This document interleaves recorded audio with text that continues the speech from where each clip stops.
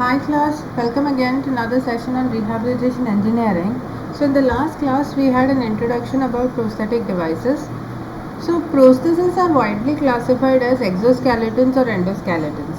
So exoskeleton are like the left and the middle figure, and endoskeleton is the right figure. Endoskeleton is just exoskeleton would support the external body completely, and endoskeleton it's like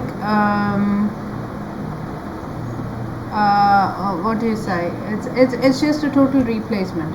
So exoskeletons can be used as a prosthesis, or the far left one. Actually, it's more like an orthotic device, but it is totally replacing the function of the limbs. So paraplegic, if you see, although they have limbs, but they are totally paralyzed. They cannot walk using their limbs. Even little bit of functionality is not available. So these exoskeletons would actually help them stand upright and start walking, or sit on them and start controlling them, right? So that's why they are classified as prosthetic devices, because it is totally replacing the function of the limb. And this one is these two are like proper prosthesis. So this looks like a leg, and this looks more like a skeleton, right? It's just a rod, a shoe, and a cuff that is supporting the thigh, that is like taking the place of a thigh. So this is like two complete leg replacements, these two.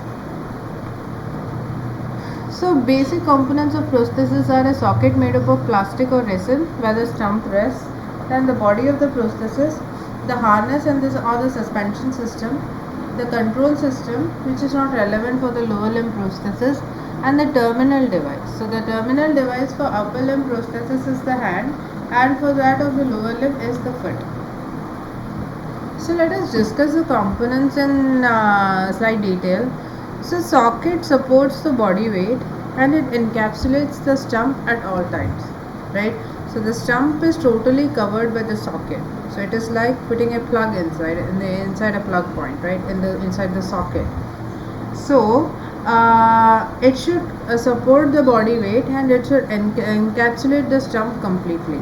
So the design should be such that it should minimize the skin prosthetic friction, right? The friction between the skin and the prosthesis should be minimized, and pressure should be relieved at pressure sensitive areas, right? So the stump is actually quite sensitive because there is quite a lot of innervation still available in the stump. So it is very very sensitive to pressure, and this socket should be such that it should make the patient feel comfortable rather than at pain. The terminal device is the most important component of a prosthesis. It provides not only cosmesis but also functionality. For an upper limb, the terminal device is a hand, because they use the hand to grip and grasp object. And for lower limb, it is the foot, which will assist the patient in locomotion. So some devices, they resemble the normal organ and they tend to replace that they intend to replace, while others they just perform functional tasks. So for example, I just showed you two figures here, right? The center one,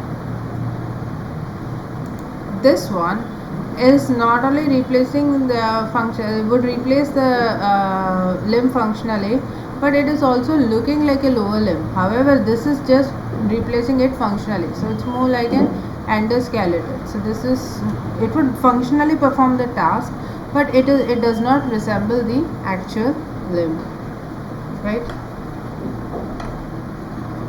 So body of the prosthesis. The body of an exoskeletal prosthesis is made up of materials such as wood, resin and high density polyethylene. Endoskeletal prostheses have their weight bearing properties through materials such as pylon, fiberglass and carbon fiber. So these have to be lightweight, right? You cannot use metal rods there because that makes the prosthesis very very heavy. So it has to be lightweight, and it has to the body should feel at home while wearing these prostheses. It should not be very very heavy it should not be so heavy that the body is finding it difficult to carry it, right? So that's why we choose materials such as pylon, fiberglass and carbon fiber to manufacture the body of lower limb prosthesis, and polyethylene and wood are broadly used for exoskeletons.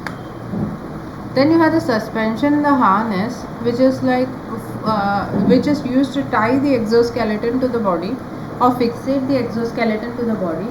So you have 4 of 8 harness that suspends the limb prosthesis and controls the terminal device, And then you have the Silesian band or the Silesian band and suspension cuff, that are suspension systems for the lower limb prosthesis, right? And then the cosmetic component, of course, you want the patient, so, the part of the sometimes prosthesis is just used for cosmesis, right?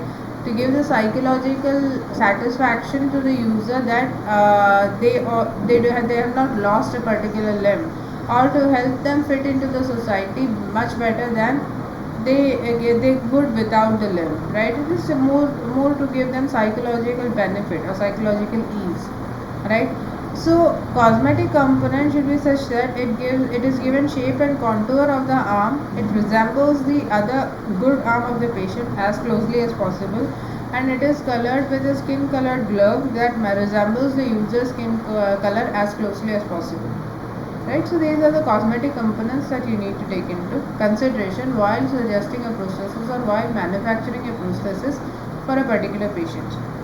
Now prosthesis can be off the shelf prosthesis as well, but they have to be customized, they have to be slightly customized according to the user's requirement. Little bit of customization is definitely required. It's not like you take it off the shelf and directly fixate in the patient. That's not possible. You have to make minor adjustments so that the prosthesis resembles, so that the prosthesis does not make the person look awkward. I hope you had a very fruitful session learning about components of prosthesis with me. We shall discuss more on prosthesis in the subsequent videos. I hope you take care till then.